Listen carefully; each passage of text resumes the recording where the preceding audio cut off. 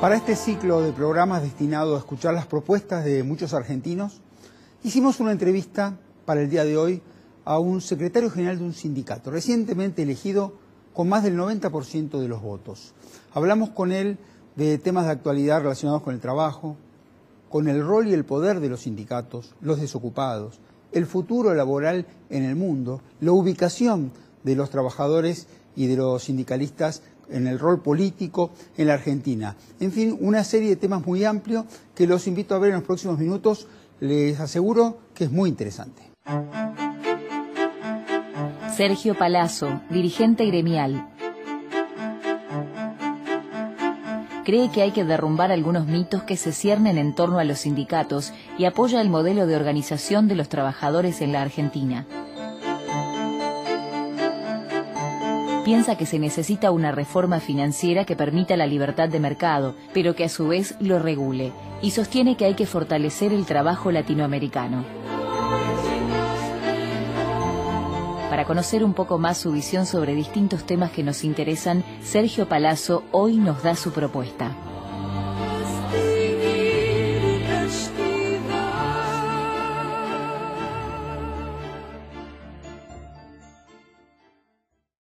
Buenas noches.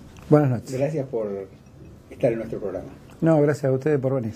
Cuando se habla de un sindicato, se piensa siempre en el trabajador.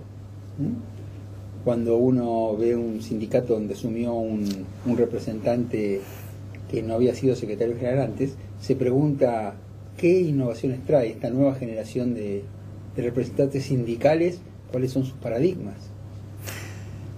Cuando habla uno de sindicatos, se imagina un trabajador defendiendo y reclamando derechos, pero básicamente quienes estamos en el sindicato miramos siempre la historia, ¿no?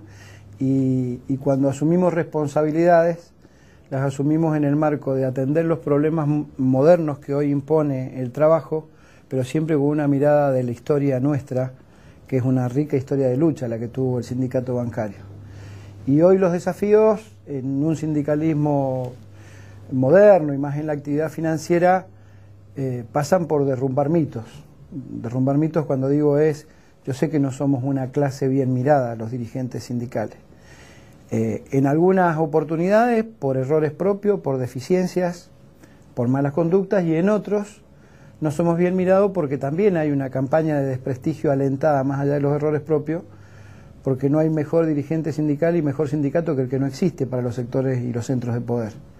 Entonces, lo primero es derrumbar el mito que el dirigente sindical no es un compañero más de trabajo que va a defender los derechos. Lo otro es el enfrentamiento con los poderes mediáticos y con los poderes económicos que pretenden que no exista sindicalismo, y a partir de ahí trazar una relación con los trabajadores de confianza que permita discutir, debatir y avanzar en la resolución de los problemas. ¿Y cuál es el lugar que ocupa el sindicalismo dentro del esquema de poder de una sociedad? Porque para hacer eso que usted plantea, para oponerse a los más poderosos, también hay que tener poder. Sí, yo creo en la construcción de poder, pero es una linda discusión, ¿no? A veces la construcción de poder y la acumulación de poder tiene que ver con muchas veces la falta de fundamentación cuando uno expresa los reclamos. Yo creo que cuando uno tiene fundamentación, cuando uno tiene derechos que reclamar, cuando uno tiene posiciones claras y tiene argumentos, la construcción del poder deviene del razonamiento, deviene de que el otro entienda que la posición de uno es correcta y la sepa defender.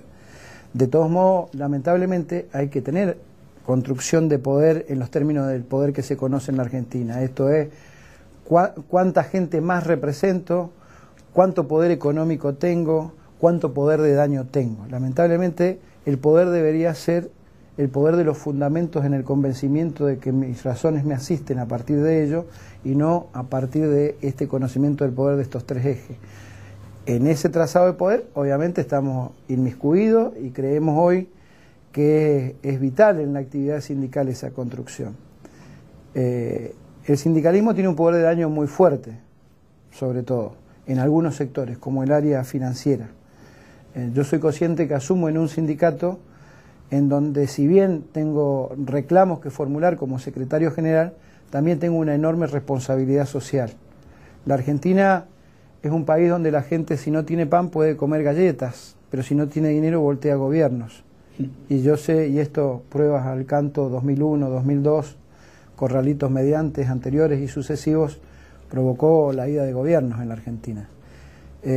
Así que sé que tenemos un poder, y ese poder tiene una limitación que nos la tenemos que poner nosotros, que es la responsabilidad. Saber hasta cuándo y hasta dónde nosotros, nuestro accionar gremial, deja de lastimar a nuestro contrario, que sería el sector empresario, y pasa a lastimar a la sociedad. ¿Y cuál es la mejor forma de organizar un sistema sindical de representación? Porque en el mundo hay múltiples sistemas. Sí. Por ejemplo, si debe ser por empresa, por rama de actividad, un sistema integrado de todos los sectores. ¿Cuál es el que piensa usted que es el mejor? Yo tengo una formación política desde el radicalismo y tengo un pensamiento sindical que avalo el modelo sindical del peronismo. Esto quiero ser claro. Creo en el sindicato por actividad, creo en la CGT única, y me parece que cuando se habla de libertad sindical en la Argentina, lo que se está haciendo es funcional, inclusive los propios fallos de la Corte último, terminan siendo funcionales al debilitamiento del poder sindical y funcionales a la estrategia de crecimiento de poder de los sectores económicos y empresarios. ¿Por qué digo esto? Porque si uno quiere hablar de libertad sindical debería replantearse, formular leyes que quiten impedimentos para ser candidatos a aquellos que quieren serlo en un sindicato. Que se levanten las restricciones, esto es libertad sindical. Nosotros lo hemos ejercido en nuestra última elección. Levantamos todas las restricciones, el que quiso ser candidato lo fue, y así fue que se presentaron 3 listas en la asociación bancaria, un hecho histórico. Y los compañeros votaron y decidieron mayoritariamente por nosotros. Esto nos da fortaleza. Ahora, si por los fallos de la Corte se empiezan a crear sindicatos por banco, sindicatos por jerarquía, lo que se produce es un debilitamiento del poder sindical. Yo siempre digo que, el otro día lo hablaba en un grupo empresario que me invitó a dar una charla, a compartir algún debate. Yo le decía, a veces uno termina pensando que el ejemplo de modelo sindical es el del sector empresario. El sector empresario, ¿cómo resuelve sus crisis? Se junta, fusiona en sus empresas para ser más poderoso y tener una posición dominante de mercado. ¿Por qué nosotros tenemos que seguir abrevando en un modelo divisionista del movimiento obrero? Creo en el sindicato único por actividad y creo en una sola CGT. Y desde el punto de vista de la elección de los dirigentes, ¿uno puede pensar en sistemas donde haya mayorías y minorías o solamente mayorías para ser más homogéneo? ¿Uno puede pensar en la posibilidad de que los representantes sindicales puedan repetir muchas veces su mandato o no? ¿Cuál es su posición? Con relación a la participación de mayorías y minorías, en el caso de bancaria, nuestro estatuto prevé que cuando se eligen los congresales por seccional, que son el órgano máximo de conducción de la asociación bancaria, es su congreso. Nosotros somos el órgano ejecutivo, digamos, el Secretariado Nacional. Y el congreso se conforma con componentes de cada provincia y de acuerdo a la cantidad de afiliados que tiene cada provincia. Ese es el órgano de conducción máximo, el que valida o rechaza el accionar que se ha tenido en el año y el que diseña la estrategia para el año siguiente cada vez que se junta.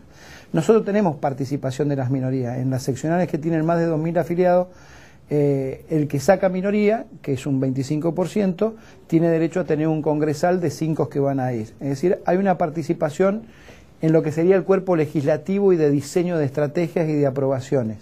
Ahora, en los cuerpos ejecutivos no comparto que haya participación de las minorías porque son listas armadas que van con un proyecto y cuando uno introduce un compañero de la minoría viene con otro proyecto absolutamente distinto. Para eso estuvo el proceso electoral. Sí creo que tienen que estar controlando como lo es en el Congreso nuestro, pueden hacer propuestas y pueden votar en contra y pueden hacer alianzas estratégicas con otros sectores, porque no todos pensamos igual en el oficialismo. Usted nos comentaba hace un ratito de la importancia del sector financiero, de la responsabilidad que hay que tener tanto del lado del sindicato como del lado de los bancos para manejar el tema financiero por lo que significa para la sociedad. Se habla mucho de las reformas de los sistemas financieros, no solamente en Argentina, sino en el mundo. En el mundo. ¿Para qué dónde tendríamos que ir en materia financiera? Yo creo que lo primero que habría que cambiar es el concepto. ¿Alguna vez usted escuchó que diga que los gobiernos del mundo ponen plata para preservar el empleo de los bancarios? No, siempre dicen que hay que preservar los bancos. Y así ponen miles y miles de millones de pesos en un sistema financiero que le faltan regulaciones en muchos casos. Nosotros tenemos una ley de entidades financieras de la época de Martínez de Hoz y Videla. Fue una ley que fue creada al calor de una dictadura militar que primero mantuvo un esquema de especulación. Todos recuerdan que la época de la plata dulce en la Argentina, la proliferación de entidades financieras que nada tenían que ver con entidades al servicio de la producción y el empleo, sino que tenían que ver el servicio de la especulación. Uno ponía un plazo fijo y se hacía millonario de un día para otro, perdía todo de acuerdo a la tasa que le habían dado. Entonces creo que se requiere una reforma de la ley de entidades financieras. Y esa ley de entidades financieras tiene que contener un sistema de regulaciones distinto, tiene que tener una marcada participación del Banco Central en la regulación de la tasa. Había un proyecto del diputado Heller y creo que Sabatella lo habían presentado en un momento donde inclusive se hablaba de una tasa ponderada que nunca superara 5 puntos el promedio de tasas del mercado, con lo cual se da libertad de mercado, pero por otro lado se le pone alguna regulación o un techo a la tasa. Se hablaba que tenía que ser un servicio público y esto le da un poder sancionatorio y disciplinatorio mayor al Estado. Y creo que hay que darse esa discusión. Hay que poner un sistema financiero que gane plata. Yo no soy de los que creo que los que invierten en capital no tienen que ganar. Me parece bien que ganen, pero me parece que tienen que ganar en el marco de ser funcionales a una estrategia de país. Hoy no es así. Hoy el sistema financiero vive de tasas altas y de servicios altos. Entonces, creo que hay que darse una ley previo sinceramiento de la economía también, ¿no? Porque a veces castigamos a los bancos y nos olvidamos que tiene un correlato con la situación económica. Si no sabemos cuánto es la inflación, no podemos discutir cuánto es la tasa, ¿no?, que se tiene que cobrar. Entonces me parece que es un sinceramiento de la economía y a partir de ese sinceramiento tiene que haber una reforma de la ley de entidades financieras. Una de las características de cierto sector financiero de la Argentina es que algunos intereses no pagan impuesto a las ganancias. ¿Sí? Sí. Entonces yo digo, ¿cómo debe ser el aporte de los bancos y de los inversores en el sistema impositivo? ¿Debe estar desgravado? ¿Debe estar gravado? Nosotros hemos planteado desde el 2010 que hicimos una marcha en absoluta soledad gremial y en orfandad política. Hicimos los bancarios una marcha al Congreso de la Nación donde elevamos una serie de iniciativas para provocar una reforma tributaria que tendiera a la eliminación del impuesto a las ganancias sobre los salarios, ¿no? Los bancos pagan impuesto a las ganancias, las empresas pagan impuesto a las ganancias, pero hay operaciones multimillonarias de particulares que no pagan un solo peso de impuesto a las ganancias. Nosotros creemos que esa reforma tributaria que tendía a darle equidad al sistema tributario, donde un trabajador no pague ganancias, donde se pueda recuperar mejores niveles en los casos jubilatorios, porque lo que se podía recaudar excedía lo que recauda el Estado por ganancia, tenía que ver con, por un lado, gravar la renta especulativa, por otro lado, gravar los excedentes de la renta petrolera y de la renta minera. Tenía que ver, y lo ha tomado el diputado Recalde, con recuperar los niveles históricos de aporte a la seguridad social que tenía el sector empresario y que fueron disminuidos durante la crisis del 2001-2002 y nunca se restituyeron a sus niveles históricos. Y me parece que esto ayudaba, en cierta medida, a suplir o a dotar al Estado de los fondos suficientes para eliminar el impuesto a las ganancias. Nosotros no planteamos una eliminación lisa y llana, que es nada más que un enunciado, digamos, reivindicativo. Nosotros somos conscientes que el Estado tiene que tener recursos para suplir este mal denominado impuesto a las ganancias. Para eso hay que producir una reforma tributaria que apunte a estas cuestiones o que grave, sé que está grabado en un alto porcentaje, pero que lo grave en un porcentaje mayor, por ejemplo, a la renta que genera el juego. El juego es una enfermedad, es un flagelo, donde unos pocos vivos se llevan la plata de muchas personas que probablemente estén enfermas y por eso juegan. Entonces, entre que se lo lleven 4 o 5 vivos de la Argentina, sería bueno que le cobren más impuestos y ese impuesto vuelva en cuestiones que tienen que ver con más equidad tributaria. Y si se consiguieran los recursos de otras áreas que no sean la del trabajo, ¿cuáles son los impuestos que habría que rebajar o quitar al trabajo? Rebajar o quitar al trabajo. Creo que cuando se toma primer empleo debería tener una distinción en cuanto a los impuestos que se paguen, que deberían ser menores. Hoy muchos chicos salen de la universidad y no tienen un futuro porque no tienen empleo. A veces también es perverso el sistema de empleo, ¿no? Piden no más de 25 años y con experiencia. Uno dice, ¿y qué experiencia tiene un chico si acaba de salir de la facultad y le piden experiencia, pero no más de 25 años? Bueno, me parece que es perverso el sistema y por ahí debería darse algún tipo de facilidad de aquellas empresas que tomen trabajadores tanto de primer empleo como aquellos trabajadores de su último empleo, porque también no menos cierto es que la sociedad condena a quienes pasan la barrera de los 50, 55 años y difícilmente consigan un trabajo en la Argentina. Entonces me parece que en esos dos segmentos sociales que son vulnerables, unos porque recién empieza y son presa fácil de ingresar con contrato basura o con contrato de menor envergadura, y otros que los obligan a no tener empleo y a vivir del cuentapropismo, deberían ser los dos sectores donde debería tener alguna rebaja impositiva, de lograrse que con una reforma financiera el Estado pueda tener los recursos necesarios para hacerlo. Estos sectores de los trabajadores nuevos o de los trabajadores en general, que son marginados en algún sentido, Sí. por ejemplo, impositivamente, se ve muy profundamente en el caso de los desocupados. Hay una nueva raza en los últimos 15 años de la Argentina, que es una desocupación importante, que le cuesta bajar, una subocupación, el trabajo en negro. Que O los planes. ¿Cómo hay que pensarlo? Los planes. ¿Cómo hay que pensar el futuro del trabajo en ese sentido?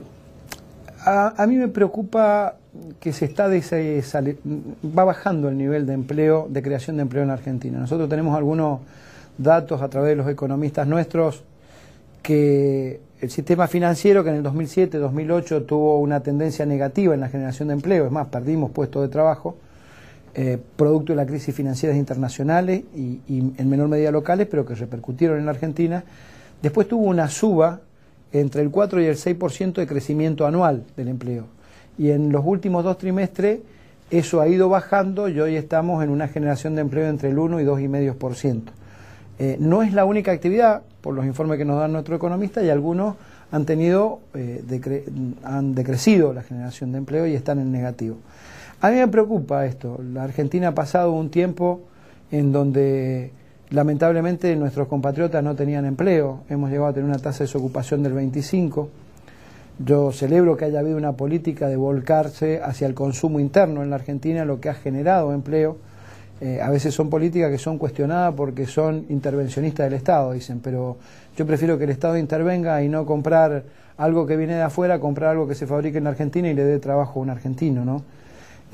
Yo veo con preocupación este horizonte y creo que tiene que ver más con el ruido político que con el andar de la economía. Me parece que los argentinos deberíamos tener algún día la tranquilidad de tomar los procesos electorales y los cambios posibles de gobierno de un modo distinto, no de un modo dramático, como que el que se va hizo todo mal y el que viene nos promete una panacea, porque no es ni una cosa ni la otra, ¿no? ¿Y cuál es el cambio que nosotros tenemos que hacer en nuestra mirada para encontrar esa tranquilidad, que el mundo ni va a empeorar tanto ni va a mejorar tanto por un cambio de gobierno? ¿Qué es lo que nos falta? Yo creo que nos falta cultura cívica y darnos cuenta que el país, después de ya 30 años de democracia, camina, que no están afectadas sus libertades, que no hay posibilidades de golpe de Estado, de que los recambios democráticos tienen que empezar a servir para mejorar las cosas y que no todo lo que hace el que se va está mal. El otro día yo tengo si me permite ahí la anécdota, ¿no? Tengo un chiquito de 16 años que estaba estudiando y le habían hecho hacer un trabajo práctico y él me preguntaba por qué el gobierno de Perón o el de Irigoyen desaprovechó las oportunidades históricas. Y le digo, no es que desaprovecharon las oportunidades históricas, algún día tendríamos que pensar que esos gobiernos, el de Irigoyen, el de Perón, inclusive este gobierno de Kirchner, lo que hicieron fue cosas buenas, que el que vino no supo sostenerla, no que el que se fue no tuvo la previsión de dejarle al que venía.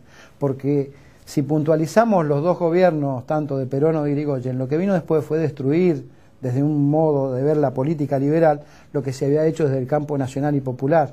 Entonces, me parece que eso es lo que tenemos que aprender los argentinos, ¿no? Que la cosa no es maniquea, que no todo lo que o es blanco o es negro. Hay cosas que se hacen bien y uno las tiene que reconocer y desde la ideología planteará los cambios que tenga que plantear. En la época de Irigoyen, en la época de Perón, todavía no había llegado la globalización que tenemos nosotros en las últimas décadas, que lleva, entre otros temas, a la circulación de los trabajadores entre un país y otro. Y empiezan a intercambiarse las culturas. Digamos, ¿cómo tenemos que pensar en los próximos años la relación con los trabajadores del resto de Latinoamérica? Nosotros como organización sindical, la bancaria pertenece a una internacional que es la UNI, que es la Unión Internacional de Trabajadores de Servicio, que se divide en 4 ramas, una de ellas es la de finanzas.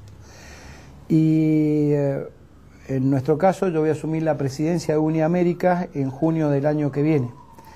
Y lo que hemos propuesto es una agenda mínima de derechos en el campo laboral, en el sistema financiero. Nosotros tenemos entidades financieras que tienen una conducta en Paraguay, otra conducta en Argentina, otra en Brasil, otra en Chile, y va de acuerdo a las leyes de esos países o va de acuerdo al poder sindical que uno tenga. Y por ejemplo nosotros discutimos el respeto de nuestra jornada de 7 horas 30 con los bancos españoles en la Argentina, y en Paraguay discutimos que le pongan un baño a las mujeres porque tienen un solo baño para público y cliente y para los trabajadores, sean masculinos o femeninos. Entonces uno dice, ¿cómo puede ser esto?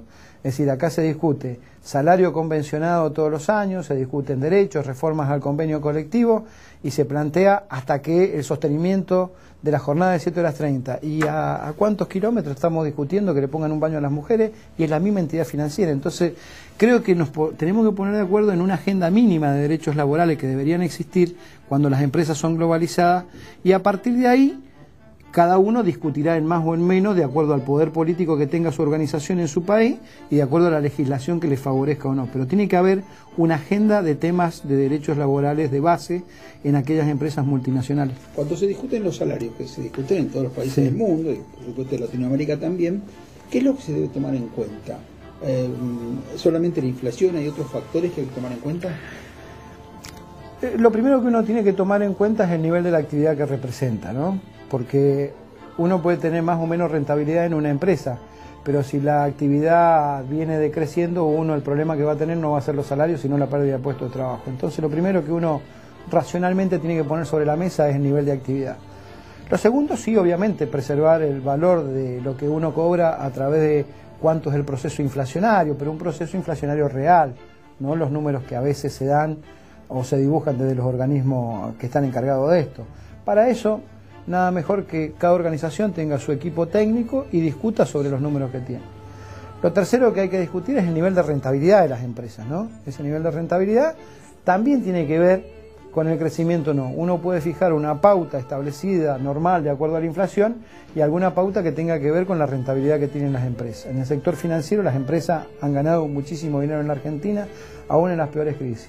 Y el último componente tiene que ver con el impacto tributario que tienen los salarios de la región, precisamente el sistema tributario, y cuánto toman de mi salario los impuestos en el país como para poder discutir cuál es el porcentaje de aumento. ¿Sabe que ya me indican que se nos acabó el tiempo? Bueno. Se nos pasó casi media hora. ¿Tanto? Rapidísimo, ¿eh? Y quedaron tantos temas por preguntar. Palazzo, muchas gracias por habernos atendido. Bueno, hubo una pregunta que no le respondí. ¿Cuál? Que tiene que ver con las reelecciones. Yo creo en que en los cargos de secretarios generales sí tiene que haber una limitación a las reelecciones similar a la que tiene un presidente de la nación. Pero desde otra óptica, no desde la que se está planteando el debate. Yo creo que es porque uno después de 3 mandatos quizás no tenga el mismo poder de iniciativa que tiene cuando recién empieza. Y los compañeros merecen que los dirigentes que encabecen las listas tengan permanentemente la llama prendida de la iniciativa para que las organizaciones sean cada vez más grandes. Muchas gracias. A ustedes.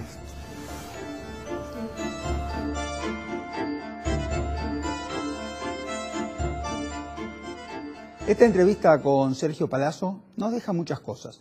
Por un lado, el hecho de haberse declarado en la entrevista como un dirigente sindical radical, no peronista, cosa que hasta ahora no es habitual en nuestro país. Por otro lado, la edad es relativamente joven y esto forma parte de una renovación generacional que se está produciendo, no solo en el sindicalismo, sino en la política en la República Argentina.